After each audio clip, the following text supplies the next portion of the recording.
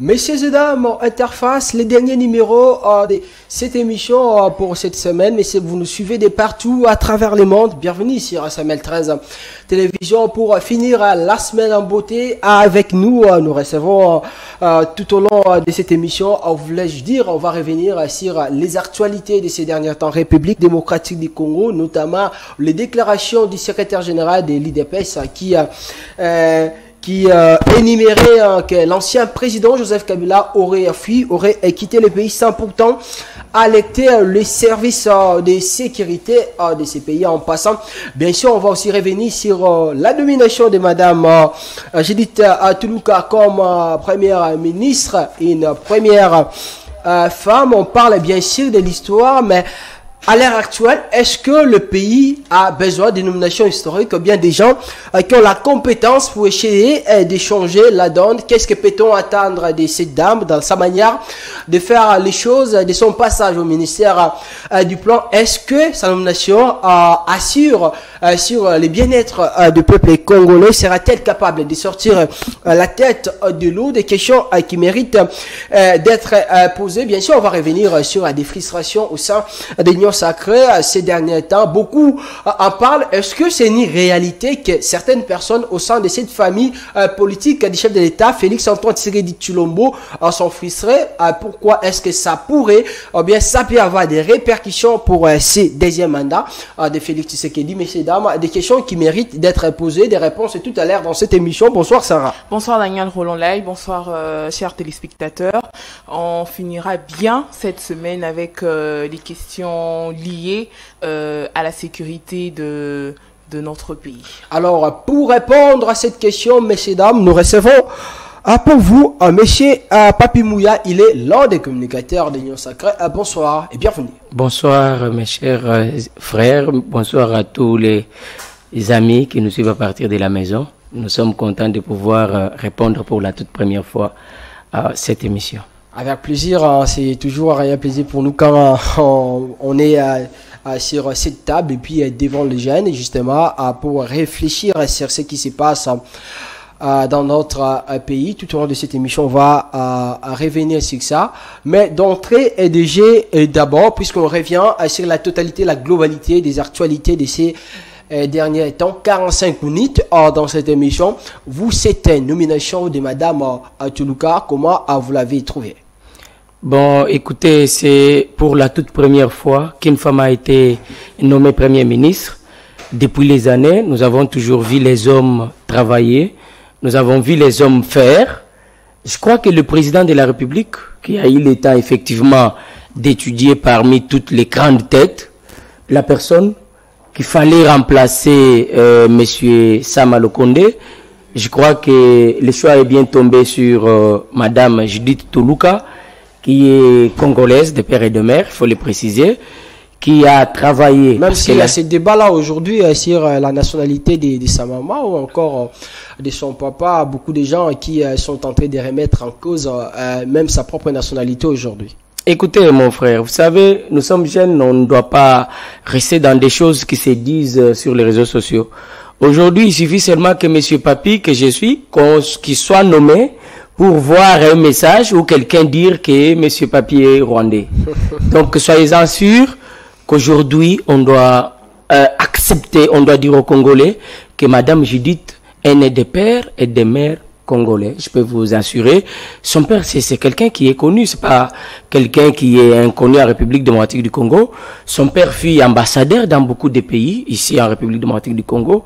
Et son mari, il a une famille posée. C'est pas quelqu'un qui est en l'air. Il faut au contraire que les amis, que les Congolais puissent encourager, puissent donner la chance à cette dame. Vous savez, c'est pas facile.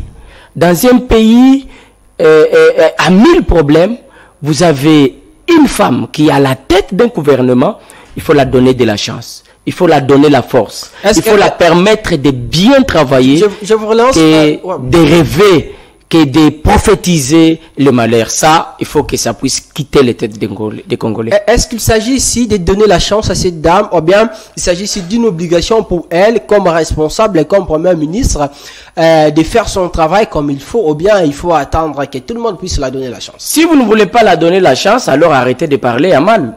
Arrêtez d'être prophète des malheurs. Comment quelqu'un qui est nommé il n'y a pas un mois, vous pouvez vous mettre à prophétiser des choses qui n'ont pas de sens? Moi, je ne comprends pas. En fait, c'est un système qui est élargi au niveau africain, un système qui n'est pas bon. Il suffit en Afrique qu'on puisse élever quelqu'un ou que quelqu'un soit élevé pour voir les Africains entre eux chercher des anciennes images, chercher des histoires qui n'ont rien à voir avec la réalité pour contraindre la personne. Je crois que c'est un système qu'il faut combattre. Si nous sommes en train de parler des chances, c'est parce que nous savons que c'est la première fois et nous avons l'assurance qu'elle va mieux faire. Parce qu'elle a la confiance du président de la République. À ce moment où les choses semblent être compliquées, je ne vois pas le président de la République, Félix Antoine Tshilombo Tshisekedi, faire confiance à une personne incompétente. C'est impossible. Donc, la dame, je vous rappelle que c'est pas sa première sortie. Elle a été ministre au plan. Elle a été ministre au plan. Et les projets même que nous avons sur les 145 territoires, la dame a travaillé là-dessus. C'est un projet qui a été apporté par le président de la République, mais porté par la dame. Un projet qui donne des produits, parce qu'il faut voir dans nos territoires, qui étaient déjà négligés, ça faisait des années, on peut aujourd'hui parler des écoles. On peut parler des hôpitaux en bonnes conditions. Donc nos mamans peuvent facilement donner naissance, nos enfants peuvent aller à l'école grâce à un projet qui a été porté par Madame Judith Toulouka. Là, il faut que les Congolais le sachent, que la dame est déterminée. Avec tout ce que nous avons comme problème, on peut espérer qu'une très bonne suite, parce que les Congolais en ont besoin.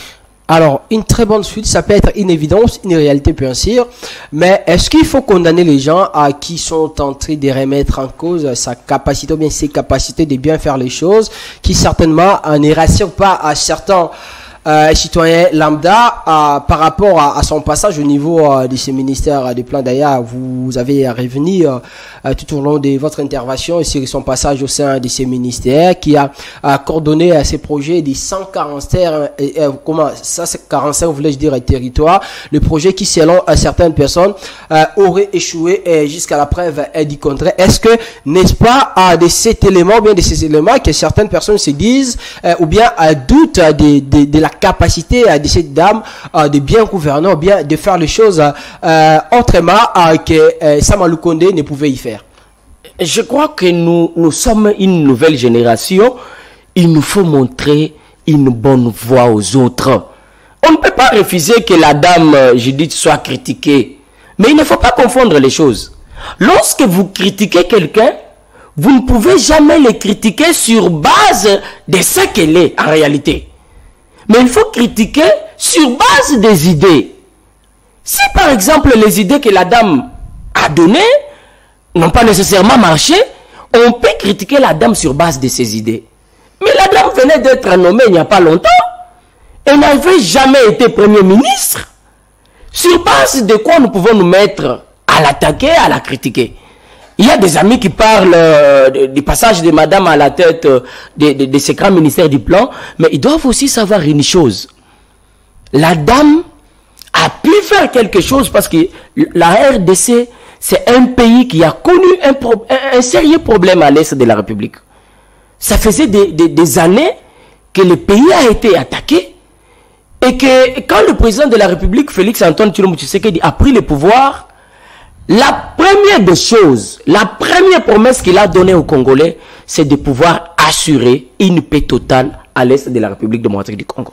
Malheureusement, aujourd'hui, cette paix n'est pas totale. La paix n'est pas encore totale, mais nous croyons qu'elle sera totale. Ça au moins. De ces problèmes de l'insécurité. Donc, il faut continuer à sensibiliser notre jeunesse. Il faut continuer à faire comprendre à la jeunesse que les réseaux sociaux aujourd'hui ne peuvent jamais être là pour nous pousser à insulter, pour nous pousser à parler à mal des autres, pour nous pousser à mettre nos bêtises. Mais attention, quand nous sommes en train de passer le temps à dire n'importe quoi sur les réseaux sociaux, il y a des gens qui en profitent. Il y a des gens qui vendent. Il y a des gens qui exposent leurs marchandises et autres. Voilà comment les Africains, nous sommes en train d'utiliser très mal les réseaux sociaux. Nous sommes en train d'utiliser ces réseaux sociaux pour détruire les autres. Mais vous savez aussi que c'est dans les réseaux sociaux, c'est sur les réseaux sociaux qu'on peut retrouver aussi des vérités cachées. Ça, vous le savez. Madame, des vérités que certaines personnes ne parviennent pas à dévoiler. Madame, vous savez, quand vous parlez de vérités cachées, j'aimerais préciser une chose. Une vérité cachée, c'est quoi? C'est une réalité que tout le monde ne connaît pas. Alors cette réalité, si vous la maîtrisez sur moi, vous n'avez pas le droit de la mettre sur les réseaux sociaux sans mon autorisation. Ça, c'est ce que nous ne connaissons pas, surtout la grande partie de la jeunesse. Vous ne pouvez pas mettre une réalité, une vie privée de quelqu'un sur les réseaux sociaux sans l'autorisation de la personne. Donc c'est aussi une mauvaise façon d'utiliser les réseaux sociaux. Je prends l'exemple de Madame Judith Toulouka qui a été nommée Premier ministre. Combien de jeunes avez-vous vu mettre une réalité sur elle? Je venais de parler de sa nationalité qui, pour les autres, est douteuse. Comment vous pouvez avoir une idée sur une dame qui est connue, toute sa famille bien sûr, je parle bien de sa famille, en commençant par son père, sa mère, son mari. C'est une famille qui est bien maîtrisée ici en République démocratique du Congo. Mais vous voyez une petite équipe de jeunes se mettre à balancer les choses sur les réseaux sociaux qui n'ont pas de sens. Donc c'est un faux débat. Aujourd'hui, nous sommes perdus. Je peux vous rassurer que la jeunesse est totalement perdue.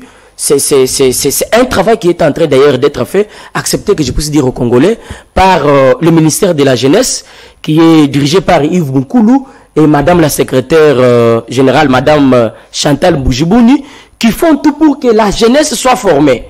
Parce que si notre jeunesse aujourd'hui n'est pas formée, ça sera un danger demain. Donc nous croyons qu'avec le nouveau gouvernement qui va être mis en place d'ici là, on va continuer à demander à ces ministères de pouvoir activer la formation des jeunes parce qu'une grande partie est détruite. Ok, alors, en matière de la gouvernance d'un pays, est-ce qu'on doit toujours parler en termes de données, d'accorder une chance à tierces personnes, ou on a besoin de prouver qu'on est capable? Parce que vous le savez, vous et moi savions que la chance, on l'acquiert dès la naissance. S'il faut toujours continuer à donner de la chance à une personne, on peut facilement tomber sur des personnes incapables, Madame, ou incompétents. Vous savez la question que vous posez, vous avez totalement raison. Mais il faut savoir une chose. Tel que vous êtes là, vous n'êtes pas connu de tous les Congolais. C'est que la première des choses qui peut arriver aujourd'hui, si vous êtes nommé ministre, c'est qu'il y aura des doutes sur vous. Et le doute là ne veut pas dire qu'il faut refuser vos compétences. Parce que Madame Judith est nommée Premier ministre en République démocratique du Congo. C'est la première fois que la femme est à la tête d'un gouvernement. Non, non, non, non, pas par chance.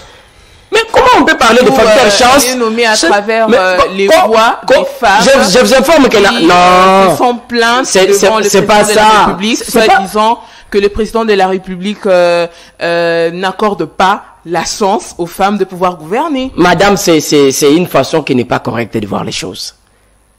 On ne peut pas parler ici de facteur chance. Comment quelqu'un qui a fait de très bonnes études, quelqu'un qui a travaillé, qui a de l'expérience, quelqu'un qui a même été ministre, qui a prouvé de quoi elle a été capable, aujourd'hui nommé Premier ministre, vous voulez qu'on puisse parler de facteur chance? Ben, on a vu des personnes faire des très bonnes études, des personnes avoir des fonctions élevées, mais qui n'ont rien fait. Ça, c'est une réalité. Ça, c'est une réalité.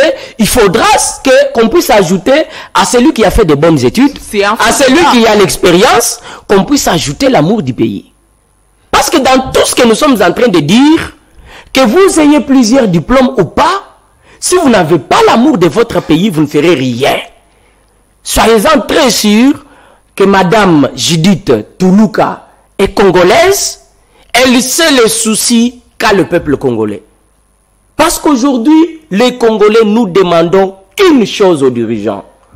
Nous voudrions que notre pays soit en paix. Nous voudrions que nos frères et sœurs qui sont tués à l'Est soient en paix, qui vivent facilement et bien. C'est ça notre souci. Et si le président de la République a fait confiance à la dame, c'est qu'il sait qu'avec sa façon de faire, avec le gouvernement qui sera formé, parce qu'elle ne va pas travailler seule, elle va travailler avec un gouvernement des hommes, des jeunes, capables de pouvoir relever ces défis. Alors, de pouvoir relever ces défis, le gouvernement, la composition, on y revient à tout à l'heure. Mais pensez-vous que cette nomination de Madame Toulouka ne nous amène pas à tel dans un débat sur le féminisme qui peut-être ne nous apportera rien? Non, moi je n'aime pas aller sur ces débats parce que nous avons été étudiants, nous avons été élèves, même vous savez que même dans une salle, il y a des fois des filles qui travaillent mieux que les garçons. Ça, c'est une réalité. On ne peut pas faire les débats sur les sexes. Non, c'est une femme, non, sur ces genres, non. Je préfère qu'on puisse faire les débats sur les compétences. Qu'est-ce que tel a fait? Qu'est-ce qu'il n'a pas fait? Qu'est-ce qu'elle viendra faire? Parce que nous avons vu les hommes. Nous avons vu Matata Mpogno.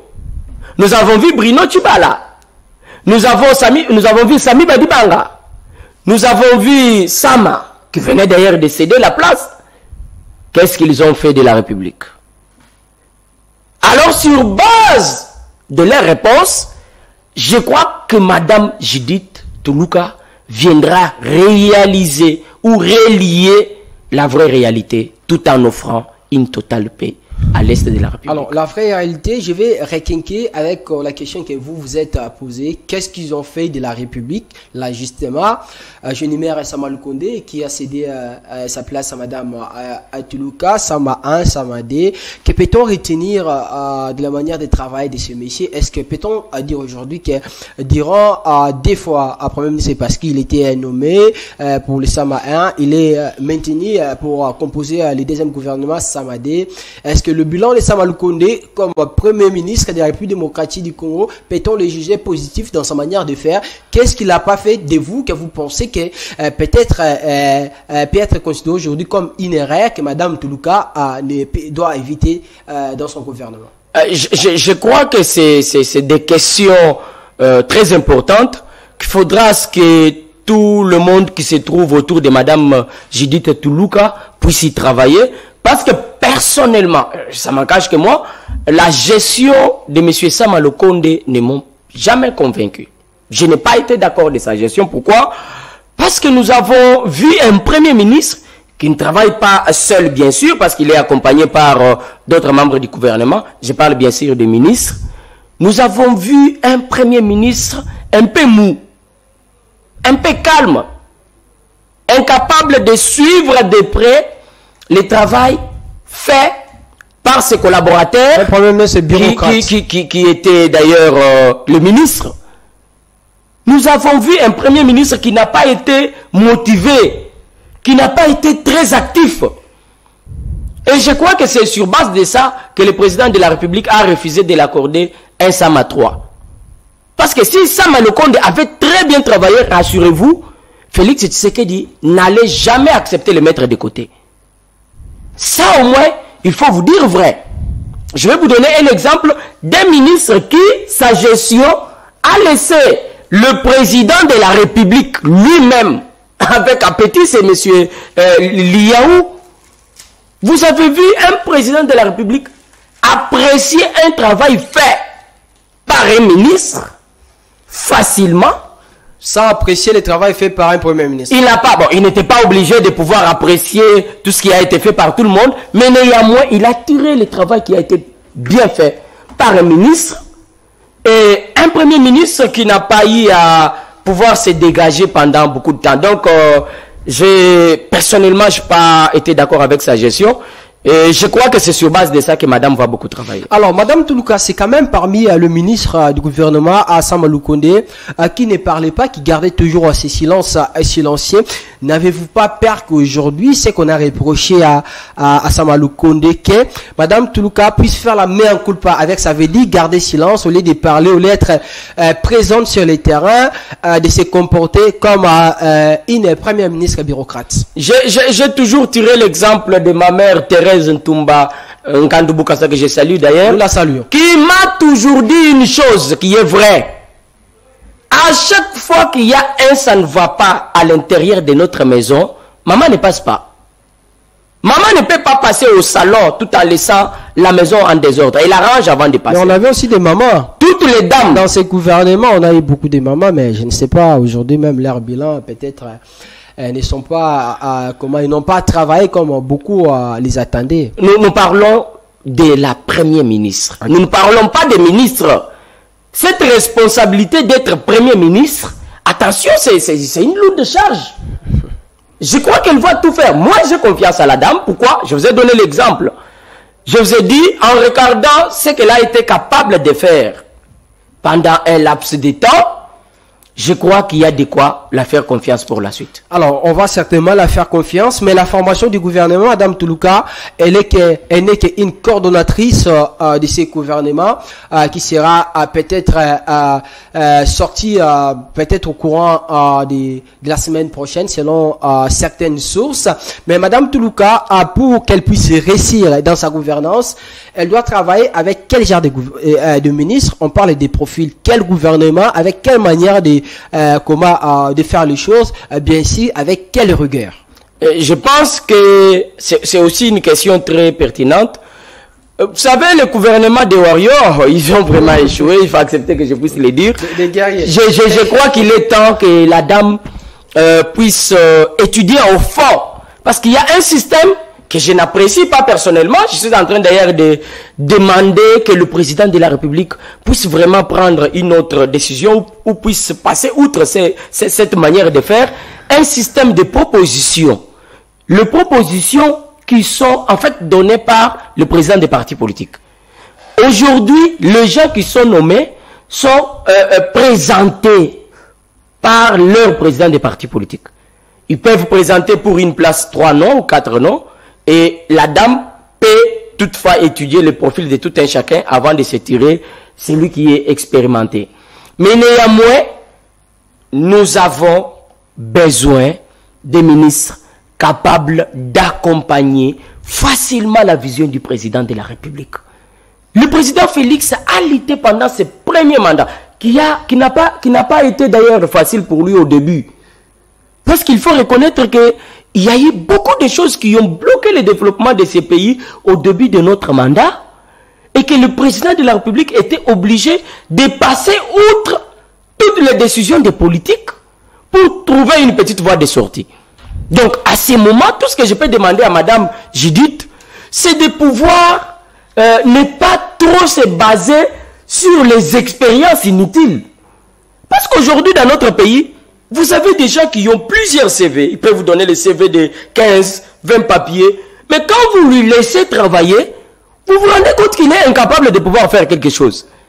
Donc, je vais demander à madame de pouvoir choisir des jeunes capables. Je vais beaucoup plus m'azarder sur les jeunes. Pourquoi? Parce qu'il faut oser. Il faut oser. Nous avons travaillé. Il y a des gens qui ont travaillé, ça fait plus de 5, 10 ans, 15 ans, 20 ans. Mais qui n'ont rien donné. Dans un ministère, quelqu'un qui a eu à travailler depuis Mobutu jusqu'à nos jours. Mais en fait, même s'il faut respecter ce secteur linguistique, il n'est pas dit que c'est la même personne qui doit représenter ce secteur ou les coins. Il y a plusieurs personnes. Nous avons besoin à 90% de voir de nouvelles têtes. Les gens capables de se battre, pas les ministres des bureaux. Parce qu'à un moment, ce qui tue notre pays, c'est que lorsque vous avez des ministres qui aiment rester dans leur bureau, pendant que la RDC, c'est un pays chantier, c'est un pays qui se construit. Nous tous, on doit être au service, on doit se battre, on doit voir comment les choses se passent. Il y a de ces ministres que vous trouvez coffrés dans leur bureau, en train de diriger avec leur téléphone, en train de télécommander. Alors là, je crois qu'il est temps que madame puisse prendre les décisions responsables pouvant permettre à la République de pouvoir décoller. Alors, mais d'après vous, au regard de tout ce que vous venez de détailler, soit d'analyser, qu'est-ce qui a été à la base de l'échec du gouvernement des Warriors? Est-ce que c'est le fait d'avoir des personnes assoiffées du pouvoir ou c'est juste la politique du chef de ce gouvernement? Vous savez, il y a quelque chose que moi, en réalité, j'ai toujours dit. L'échec est orphelin. Donc, lorsqu'on réussit, on réussit ensemble. Mais lorsque vous échouez seul. Ça, il faut le retenir. Je peux vous dire que ce qui a été à la base de l'échec de Sama, c'est en fait la façon de travailler qui n'a pas été correcte de certains ministres. Attention, lorsqu'on parle de ministres qui n'ont pas bien travaillé, il faut aussi reconnaître qu'il y a des ministres qui ont fait quelque chose. Je vous ai parlé de l'IAU. Je peux vous parler aussi des ministres de l'Intérieur, Peter Kazadi, qui est venu d'ailleurs après, qui est en train de faire un travail impeccable par rapport à l'insécurité et autres. Je peux vous parler aussi de ce ministère de la Jeunesse qui a été depuis longtemps rejeté. Donc, ce qui a été beaucoup trop à la base, je crois qu'il y a eu un peu de négligence du côté Premier ministre. Il n'a pas été apte. Il n'a pas été visible sur le terrain. Ça, au moins, on doit le reconnaître. Est-ce que dans cet échec, on peut aussi inclure le président de la République, non, mais Félix-Antoine Tshisekedi? Il y a quelque chose que les Congolais doivent aussi maîtriser. En République démocratique du Congo, nous avons un système de régime qui n'est pas présidentiel. Le régime présidentiel, ça veut dire que c'est le président qui commande tout. Le système là, ce n'est pas ici. En République démocratique du Congo, nous avons un régime qui est semi-présidentiel. C'est que le président travaille en collaboration. Il y a liaison entre le président de la République et le ministre. Et le bouton power, c'est le premier ministre. Donc, lorsque vous avez des gens incompétents, il faut le préciser parce que des fois on fait ces confusions-là. Les gens pensent que le président de la République peut facilement se réveiller demain et dire non, je ne vais pas, et toi là, tu n'es plus ministre, je vais te... Non, non, non, non, non. Il y a des procédures qu'il faut suivre. Or, le mandat qui venait de se terminer, le parti présidentiel, excusez-moi, n'a pas été majoritaire au niveau de l'Assemblée nationale. Et lorsque vous n'êtes pas majoritaire, même au classement des ministères, le parti qui sont majoritaires au niveau du parti, au niveau de l'Assemblée nationale, excusez-moi, vous propose leur ministre. Or, si un parti présidentiel n'est pas majoritaire au niveau de l'Assemblée nationale, pendant que le gouvernement ou le régime est semi-présidentiel, tout doit se jouer entre la collaboration qui va exister entre le président de la République, le premier ministre et l'Assemblée nationale. Tous nous avons vu, nous avons vécu ce qui s'est passé avec l'FCC que dirais-je, et le président de la République.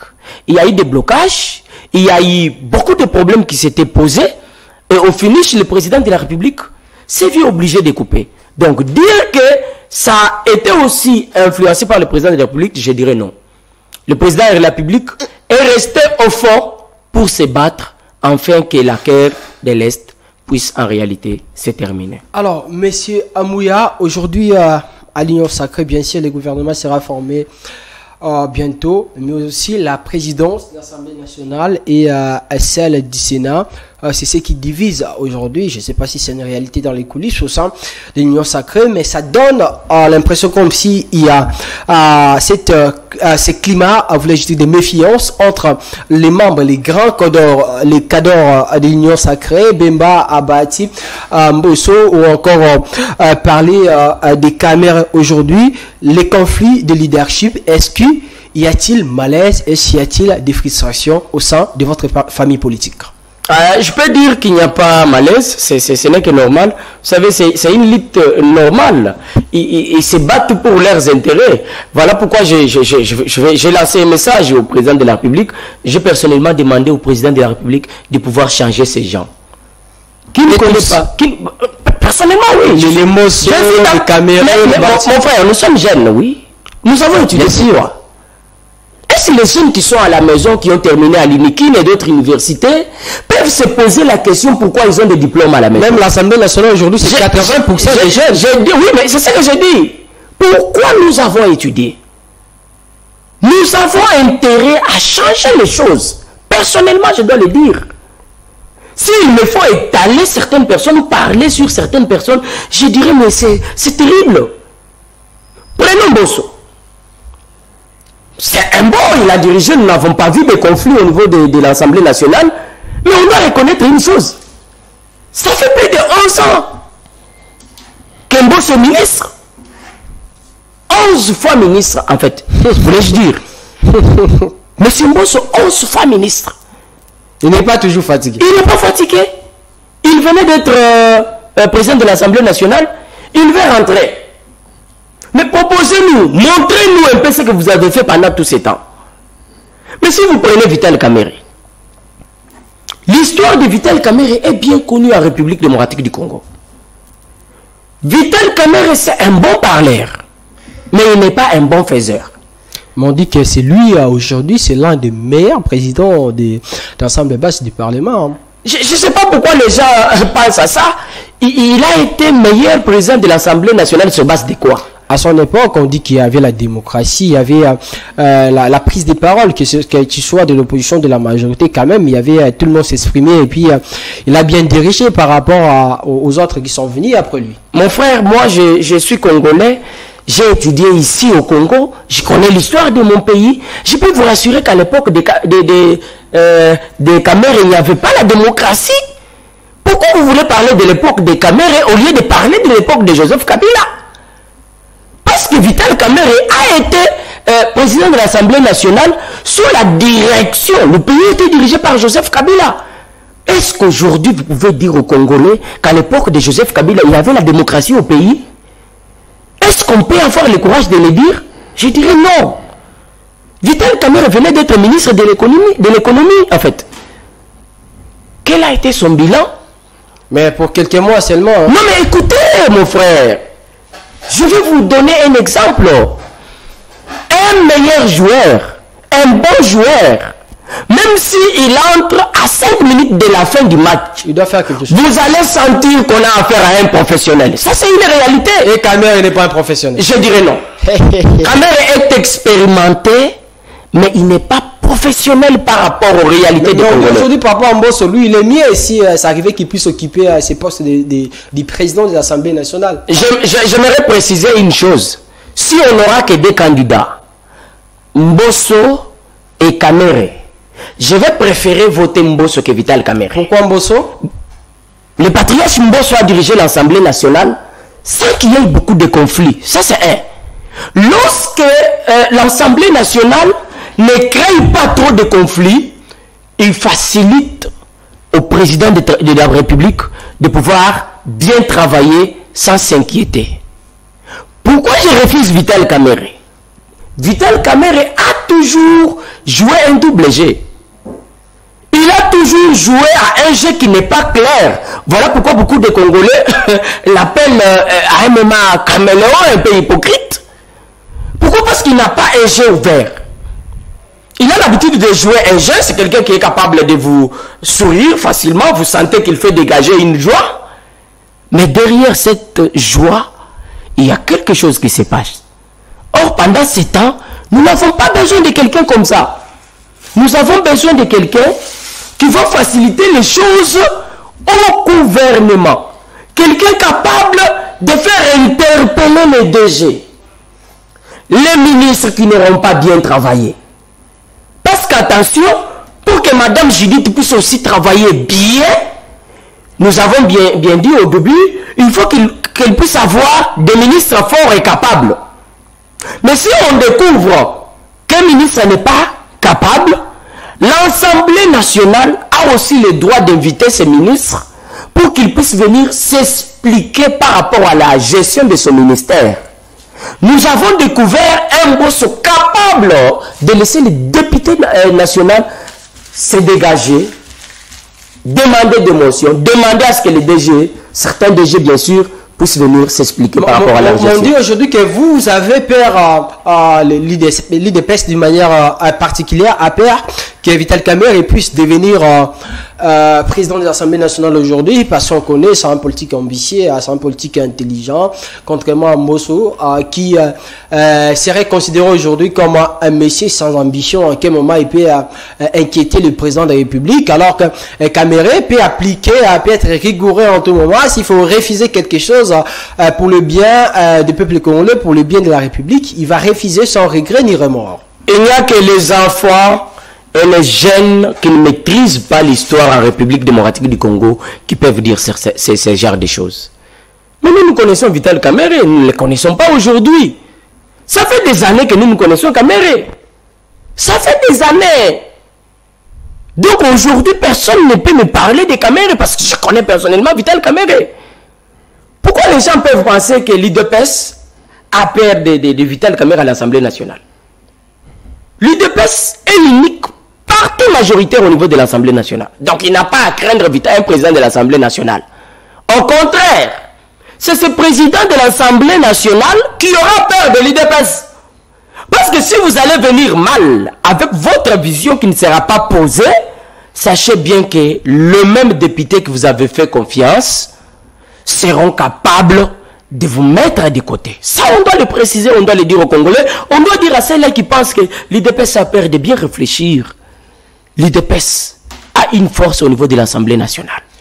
Surtout qu'il a aligné tous ses neufs au niveau de l'Assemblée nationale. Augustin Kabouya aussi mérite de devenir président de l'Assemblée nationale. Il le mérite, mais pour les intérêts de son parti qui est l'UDPS, il a accepté de décliner même l'offre du premier vice-président de l'Assemblée nationale. Il a pris ces décisions parce qu'il est sous pression peut-être, parce qu'il ne se sent pas être compétent pour occuper ses postes. C'est pourquoi il s'est dit, bon, ok, je prends cette décision de se retirer. Qui est alors compétent si Kabouya n'est pas compétent? Ça, c'est, j'ai toujours dit, nous sommes jeunes. Ces genres d'émissions, nous avons intérêt à les tenir pour former d'autres jeunes, pour les aider à bien réfléchir et bien voir les choses.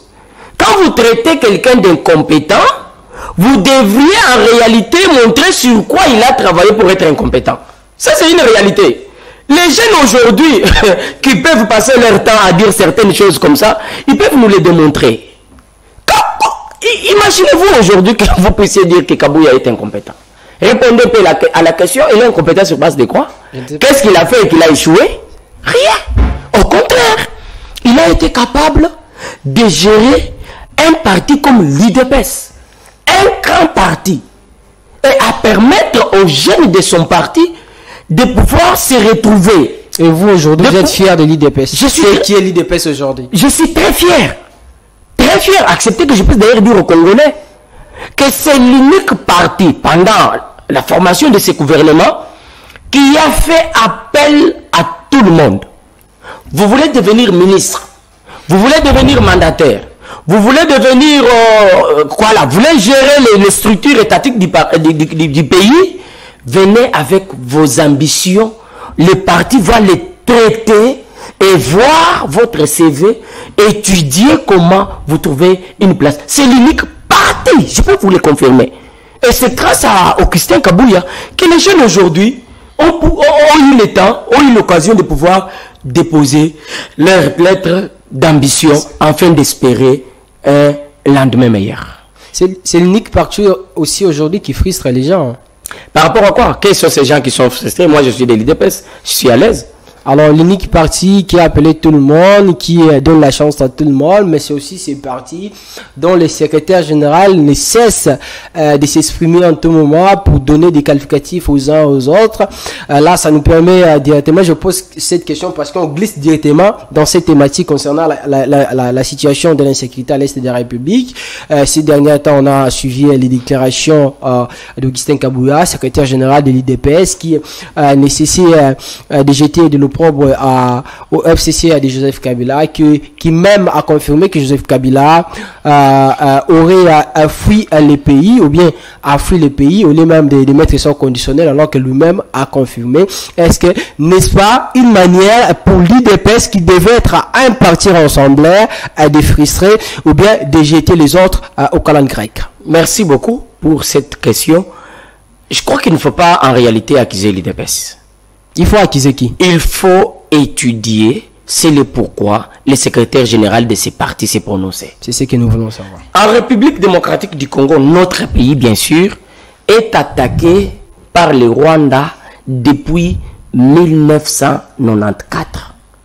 Nos frères et sœurs de l'Est continuent à mourir. On vous parle de plus de 15 millions de morts. Alors, toutes ces morts, quand le président Félix Tshisekedi a pris le pouvoir, sa première lutte était de voir l'Est de la République vivre en paix, ou le peuple vivant à l'Est vivre d'une manière correcte comme tout le monde. Mais tout en se battant, il y a eu des réalités qui s'est glissées. Non mais comment vous voulez qu'un ancien président de la République, un sénateur, l'unique d'ailleurs que nous avons en République démocratique du Congo comme sénateur jusqu'à présent, ancien président, c'est Joseph Kabila. Comment vous voulez qu'il puisse fuir son pays? Oh, ça veut dire quitter sans laisser de traces. On parle d'abord à Lingala parce qu'on est tenté de chuter avec l'émission. Il est sorti à Bima Kimbo quand le roi Moutounio soit bien à Kimi. Nalobi Boye. Joseph Kabila à Kimi. Mais Joseph Kabila, comment vous voulez que ba deuxième na ba service Moussoussou n'est censé contrôler ba sortie na entrée, que ce soit ya Bapaya, que ce soit ya Bissonios. Tant que tu voyages à ba contrôle la Kabiso. Comment Joseph Kabila ne se fait pas enregistrer quand il se déplace? Comment vous pouvez expliquer? Le président aussi est sorti ici, tu as vu place à Genda, il a fait même débat. Non, non, ça n'a pas fait un débat, nous connaissons là où il est. Azar. Non, nous connaissons là où il est. Azar, ouais. Pourquoi vous voulez tous connaître? Ah. Et maintenant, pourquoi vous préférez qu'on puisse salir son nom en disant qu'il est allé au Rwanda? On a sali le nom de qui? Non, mais vous laissez les personnes salir. C'est lui parce qui... que vous connaissez...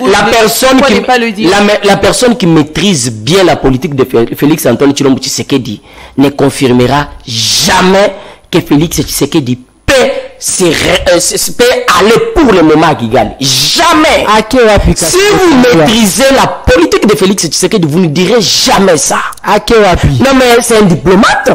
Ah, il est allé se battre autrement pour le pays. Non, président, c'est comme Bima. Mais pourquoi la première fois, président, tu sais qu'il y a Bimi, et puis ça, la débat, même porte-parole, a habité place président qui a habité à l'étranger. C'est la première fois aussi que personnellement, n'a découvrir que, Congolais nyonso, que ça soit à opposition, que ça soit à majorité, Félix Tshisekedi. Oh, mais je vous dis, c'est tout le monde.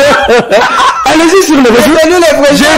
Allez-y sur les réseaux sociaux. Tout le monde. Je vous confirme ici que Félix Tshisekedi est vivant. Il est là. Vous savez, c'est un diplomate. Il est allé se battre pour les présidents. Non. Donc il faut que Joseph Kabila Azalaki attaqué dans les vides. Joseph Kabila, soi-disant congolais comme tout le monde peut accepter avec moi, oui. Azalaki n'a rien Rwanda, donc n'a droit à quoi ça les Rwanda. Kobimambo Kanayo, vous êtes un ancien président, vous avez le droit à se faire enregistrer na DGM et puis sortir calmement. Modèle Abimiwana.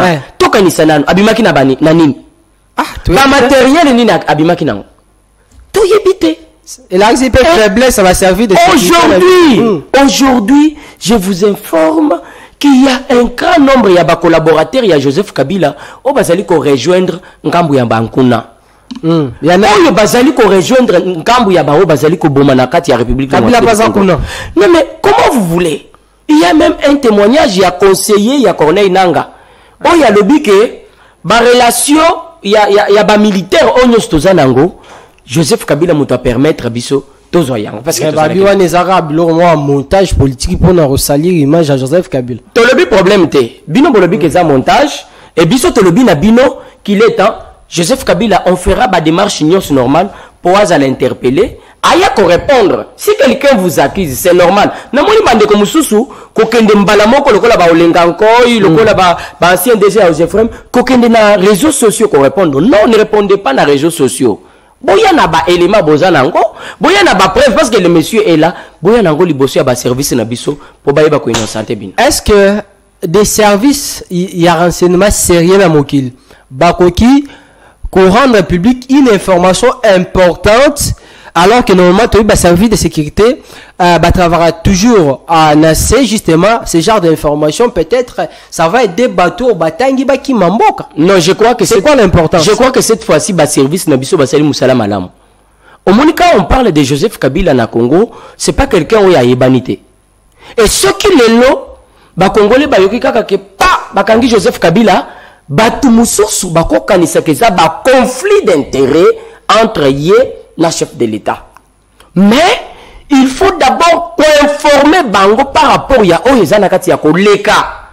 Il faut que yebisa bango que l'homme fait partir na ba oyo bazali koboma.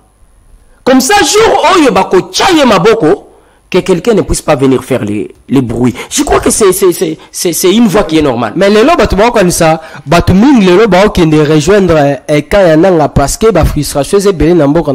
Le pouvoir en place, vous êtes en train de frustrer les gens en tout moment. Ndeko, tant que pas na bino bolia kate. Oki ma pas na bino ko vendre pas voisin. Ah, mais c'est que c'est tout le banano. C'est le banano, nazo ka exemple wana. Tout ça biso yo so na Congo. C'est les bino place ko leli. Oli akate. Okolunga na yo ozu valise na yo ozu biloko na yo nyoso lobite awa présence leleki. OK ko vendre pas voisin libela. OK on la valise te mais ko senga pe pondu pas voisin li na kuanga. Na lobi boye ko senga c'est autre chose. Aujourd'hui nanga akozonga na Kinshasa te. Oui, bien, bien. C'est que Andimina eko kende ko boma ba Congolais et puis kotika la kono. C'est une voie qu'il ne faut pas apprécier, c'est une voie qu'il faut continuer à décourager. Continuer à décourager, est-ce que cette manière aujourd'hui de publier ou bien de dire à tout le monde que Joseph Kabila Azana Sima Babloko Wana yena ba collaborateur na mususu, est-ce que c'est pas une façon pour les pouvoirs en place à délaver Nanikoma Kagame, parce que Kagame aussi ne cesse d'être cité comme l'un, il y a Baoter, il y a Mamozo le cas à l'est, parce que Kagame aussi dira que ok, on a zakuna teta la kutu, et ça entre baona baon. Non. Monsieur Kagame est président du côté Rwanda. Pour qu'il puisse entrer facilement en République démocratique du Congo, il doit avoir des câbles.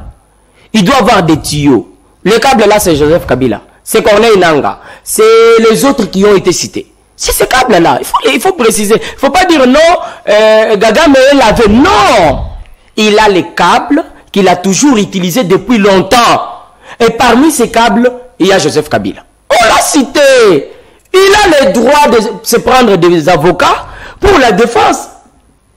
Il a été cité, on n'est pas allé directement arrêter Kabila. Non, c'est ça le temps qu'il puisse préparer la défense, parce qu'il fera face à ce monsieur, l'ancien conseiller de Corneille Nanga. Il fera face. Nous-mêmes, nous avons demandé à ce que cette affaire soit publique, que le procès puisse être public, pour nous permettre à la Congolais de balanda yango facilement. Monsieur Mouya, l'émission est terminée, votre conclusion. Oui, j'appelle tous les Congolais à soutenir le président de la République, à savoir qu'on n'a qu'un grand pays, un seul pays. Nous n'avons pas d'autres pays. Il est temps qu'on puisse se battre aussi pour laisser à d'autres générations une histoire. Il est temps de le faire.